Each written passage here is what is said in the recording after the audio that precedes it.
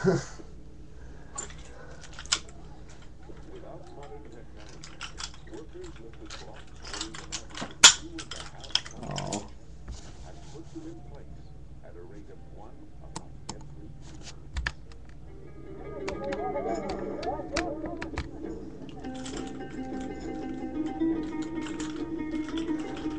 The apparent impossibility of the task has led some to speculate that the Egyptians possessed some mystical knowledge long since lost, or even had help from aliens. Ah.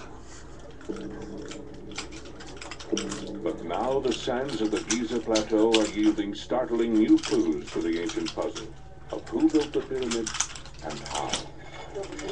200 years of digging have produced pyramids, tombs, temples, statues, nice inscriptions, and relief scenes, but where were all the people?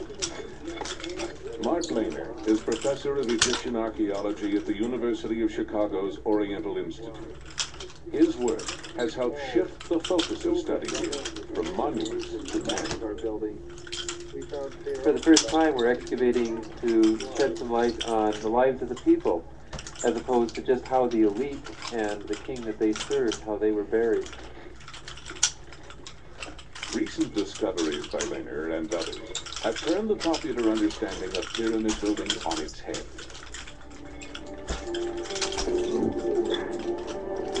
For centuries, the pyramid builders were thought to be slaves.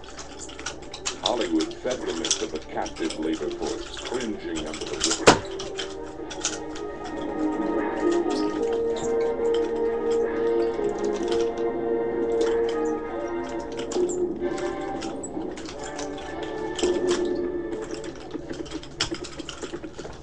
But one day in 1990, a remarkable discovery shattered that myth forever. A new era in the study of the ancient Egyptians began with a tourist riding a horse.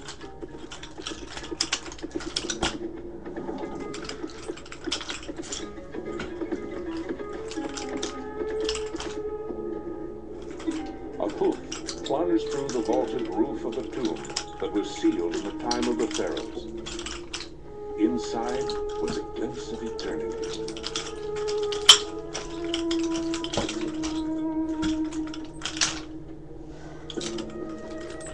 The vault was coated with richly colored plaster, which began to disintegrate the moment it was exposed to the desert air.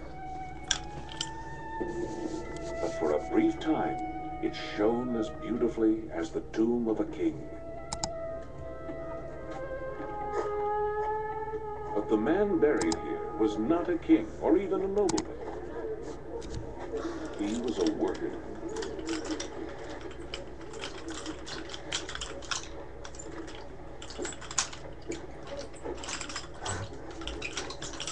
According to Dr. Zaki Hawass, Director General of the Giza Plateau, the design and construction of this tomb suggests that the man inside was no slave. Because of the size of this tomb, because of the unique shape of the vaulted ceiling, and also because it was cased inside with plaster, then I believe this is the man who was in charge of the whole administration of the workmen. This is the man who wants to be sure that all these people live in a good living, and they go early in the morning to work, and they come by the sunset, and they live in the village, and at the same time when they die, there is a tomb for everyone.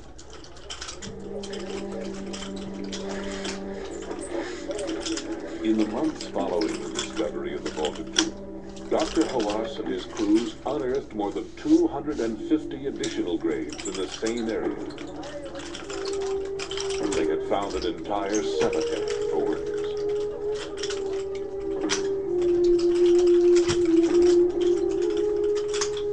The foreman's vaulted tomb is surrounded by the graves of his honored staff. Like the tombs of the pharaohs and nobles, the workers' graves were probably arranged according to their status.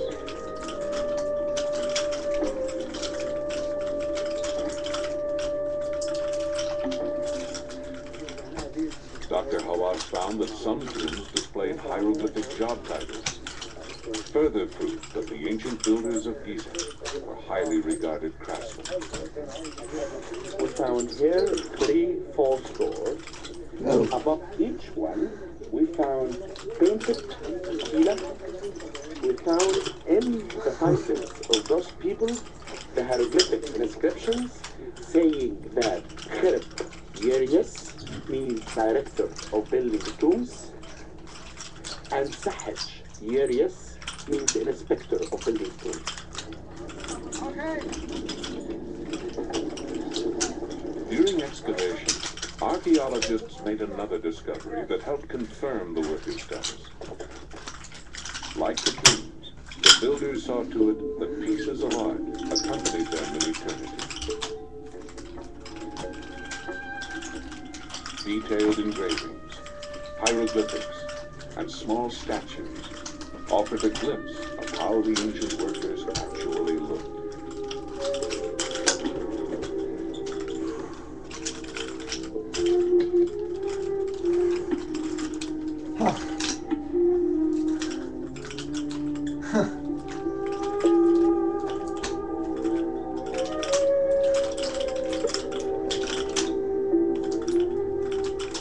Wow, began to see a more and more vivid portraits of builders, but nothing prepared them for what they would find next.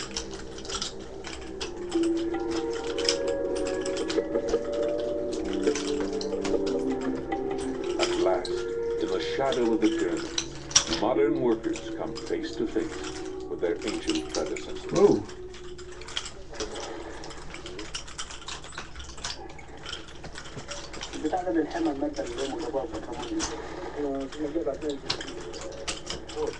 Forensic study of the remains tells a tale of suffering and sacrifice,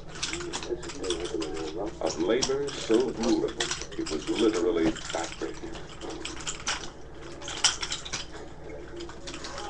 In the study of the bones that we found, most of the men that have been found in the cemetery, they had stress on their back, and the bones on the back, meaning that those people were involved in really moving stones, or working in the pyramid, or working in the tombs.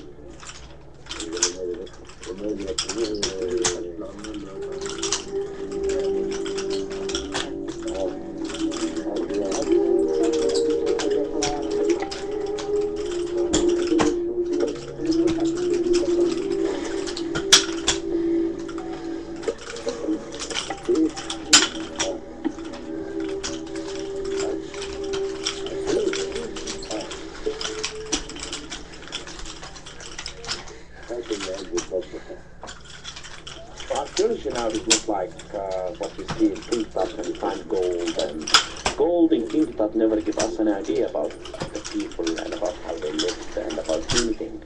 But this cemetery is working with the dirt and the sand, and each piece of sand, each piece of stone, each piece of pottery reconstructs Christian history. It gives us information about those people.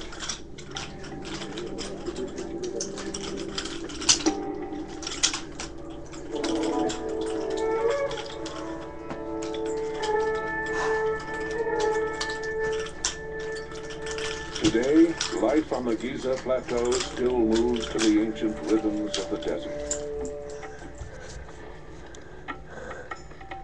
Modern Egyptians work here now, slowly unveiling the lives of their ancestors.